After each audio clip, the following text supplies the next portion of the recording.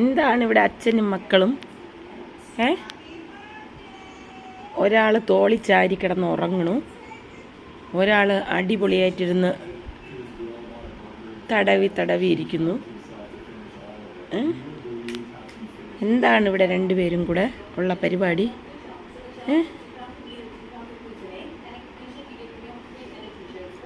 ഓ എൻ്റെ പൊന്നേ, ഇങ്ങനെ ഒരു ചെല്ലുണ്ടോ?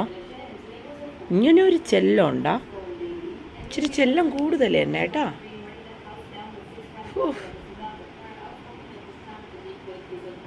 അപ്പടോ അയ്യോ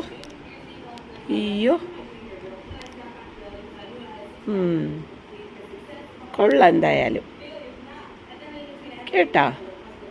അയ്യോ സുന്ദരം കിടന്നുറങ്ങണ നോക്ക്. ഓ അയ്യോ.